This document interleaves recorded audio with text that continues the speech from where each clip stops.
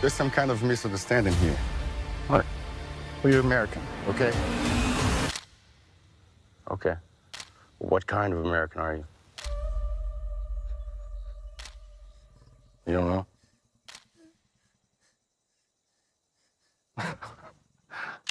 Amigas y amigos, no se pierdan Guerra Civil.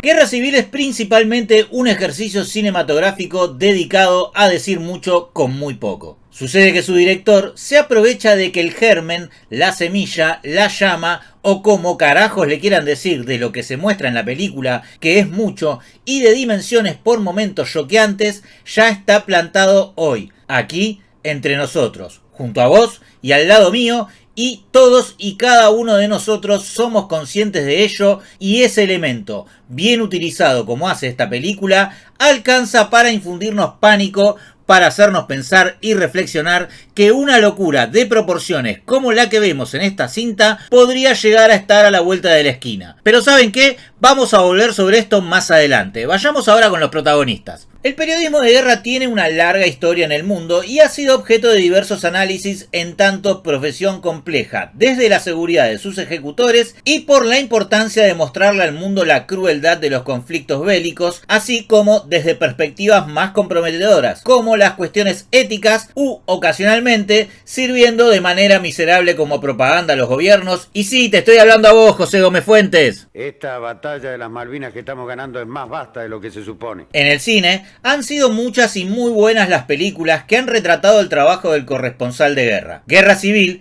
toma distintos ángulos para retratar esta profesión, algunos tal vez bastante tradicionales, casi rozando el cliché, pero no por ello menos efectivos. A la hora de enmarcar a sus protagonistas está el patriarca experimentado, la novata entusiasta, la reportera experimentada, etcétera, etcétera. Pero ello no es obstáculo para que el relato, con la cámara y la dirección, logre que se nos llene el culo de preguntas frente a estos personajes que, literalmente, asisten de forma permanente a través de sus cámaras a un festival de muerte y destrucción, tan solo para recoger el testimonio documental de la barbarie, y allí es donde podemos encontrar una parte muy interesante de este film. Lee, la fotoperiodista interpretada por Kirsten Dunst, que hace un despliegue de todo su arsenal interpretativo, es la protagonista de esta historia que se pega un recontra viaje siendo una profesional madura y con el cuero duro para bancarse su trabajo, pero también al borde del descalabro producto de tantos años llevándolo a cuestas. Junto a sus tres compañeros deberá hacer un viaje atravesando el país desde Nueva York hasta Washington, lo cual convierte a esta película en una road movie, para entrevistar al presidente en medio de lo que parece ser la batalla final de la guerra del título. En el trayecto del viaje atravesarán distintas instancias. Una de las que me resultó más interesante se relaciona con la distancia que toman estos profesionales del periodismo del conflicto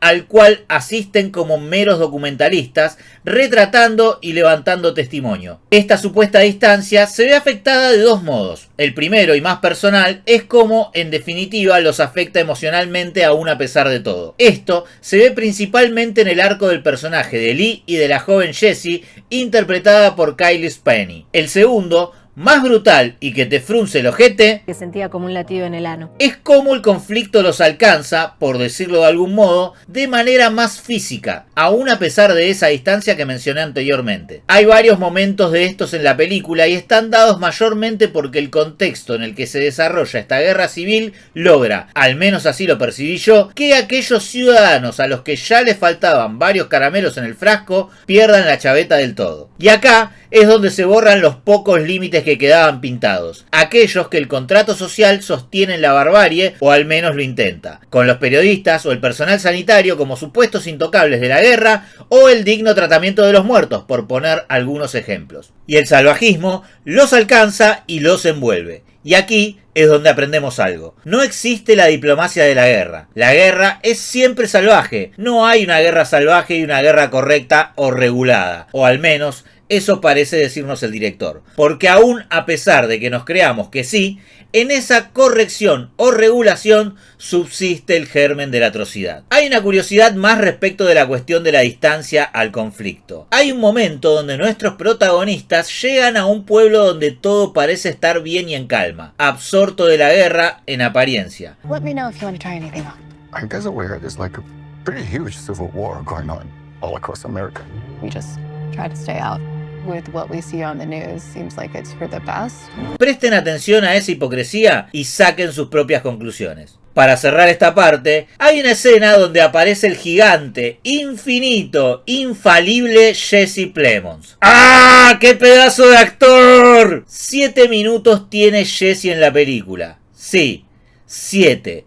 Y con su sola presencia arrolladora como actor e intérprete, logra generar una atmósfera asfixiante rozando una película de terror con un personaje a la altura de los peores soretes jamás vistos en el cine. En una escena donde las llamas más ardientes del conflicto penetran por la lente de nuestros protagonistas para abrazarlos y que sientan el ardor insoportable del infierno que están retratando. Para ir terminando, quiero decir que el director Alex Garland se agarra fuerte del país de la toma del Capitolio, del país de las matanzas indiscriminadas por parte de ciudadanos armados, de ese de la violencia policial sin sentido, del país cuyo sistema entra en cortocircuito y posterior crisis y que, carente de un horizonte, vuela por los aires en un juego de imaginativa ficción que, como ya dije al principio, estremece por tener las raíces en un presente muy parecido al nuestro. Pero no seamos injustos, Garland sabe que el mundo está patas para arriba y Estados Unidos es solo un faro guía de cierta clase y niveles de locura. Es solo una vidriera. Por ello, es muy fácil reconocer a lo largo de la película